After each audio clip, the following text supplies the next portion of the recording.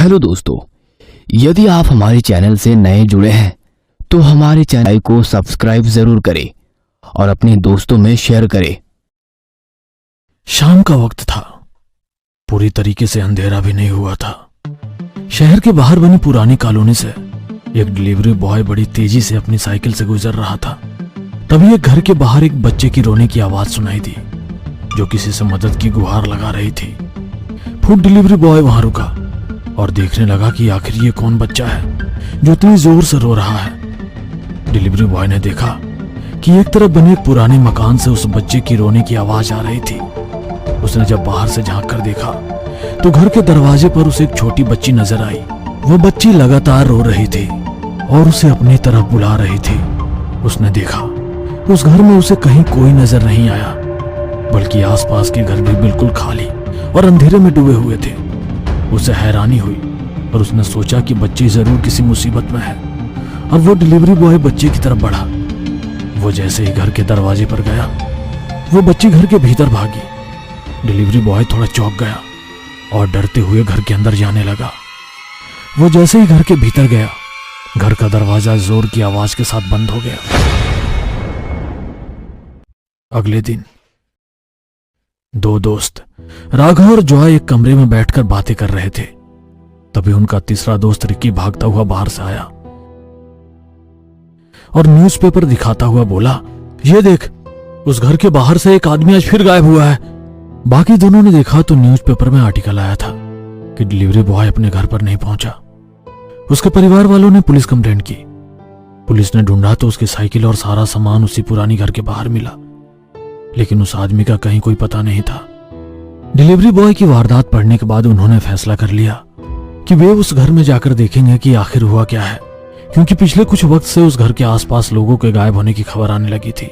उसके बाद बहुत से लोग कॉलोनी छोड़कर चले गए, क्योंकि सबका मानना था उस घर में आत्माओं का बसेरा है। अपनी प्लानिंग करने के बाद ये तीनों शाम से पहले ही उस घर के पास पहुंच गए, लेकिन वहां एक पुलिस वाला था जो गश्त लगाए था। उसने इन तीनों को यहां से चले जाने के लिए कहा, क्योंकि इस जगह पर खतरा था। उस वक्त वे तीनों वहां से चले गए, लेकिन राघव ने कहा, हम यहीं आसपास नजर रखेंगे और जैसे ही पुलिस इधर उधर होगी हम घर में घुस जाएंगे। अगर इस घर की मिस्ट्री का पता चल गया तो हम तीनों का बहुत बड़ा नाम होगा।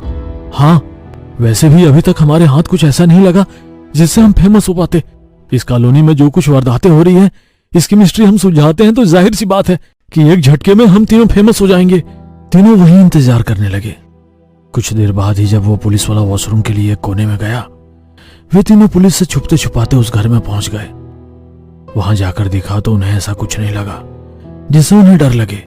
और जॉय ने कहा, रिकी, तू ऐसे ही बेमतलब की चीजों को इतना तुल दे रहा है। इस जगह पर ऐसा कुछ नहीं है। आज की रात हम तीनों यहीं रुकेंगे और क्या सच्चाई है ये मालूम करके रहेंगे।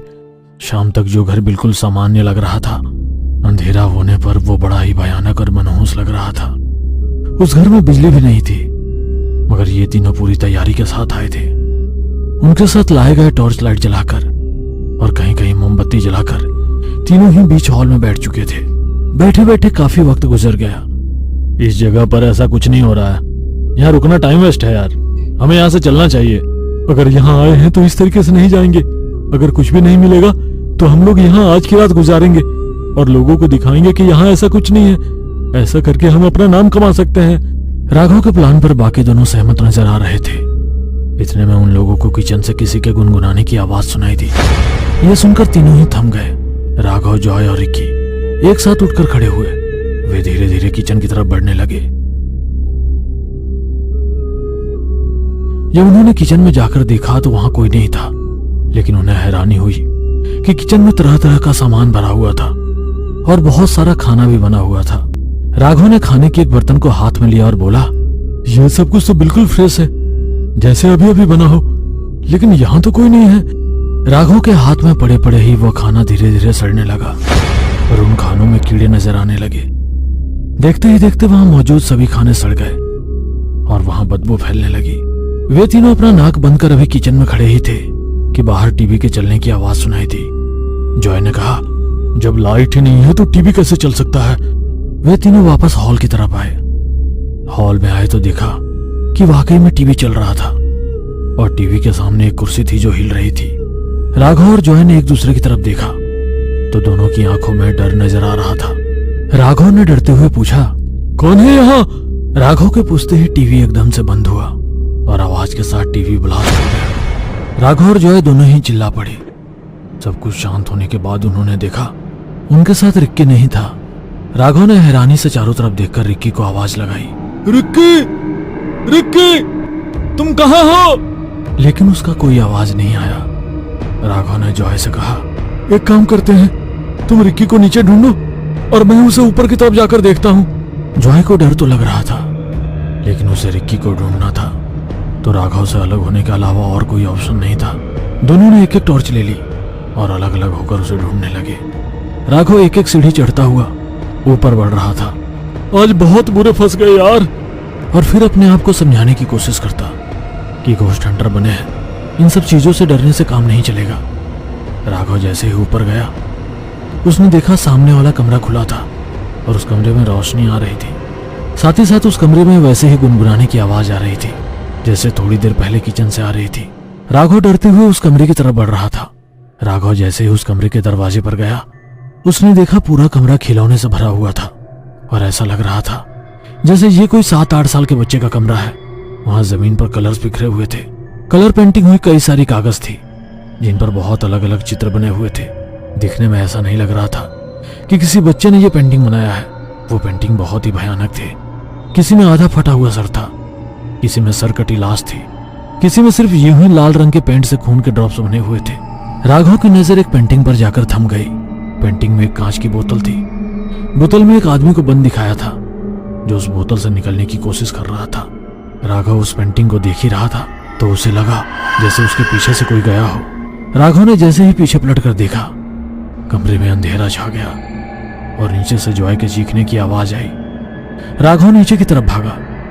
नीचे आकर उसने देखा हॉल में जहां ये लोग खाना खा रहे थे वहां बैठकर रिक्की बड़े आराम से खाना खा रहा था जैसे कुछ हुआ ही नहीं। यह देखकर राघव के कदम जहां थे वहीं थम गए और उसने देखा जॉय कहीं नहीं था। राघव ने गुस्से से पूछा, ये क्या मजाक है?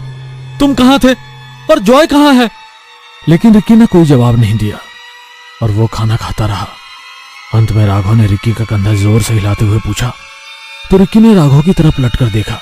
रिक्की को देखते ही राघव पीछे हटा और पीछे खिसकने लगा क्योंकि रिक्की की आंखें बिल्कुल सफेद थी। उसके सर से खून बह रहा था और उसका पूरा शरीर ऐसा लग रहा था जैसे इस पर कोई सफेद रंग चढ़ा दिया गया हो।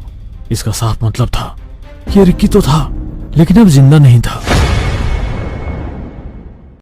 आपको क्या लगता है, क्या राघव और जॉय सही सलामत वहां से वापस आएंगे? आखिर क्या है उस घर और पेंटिंग का राज?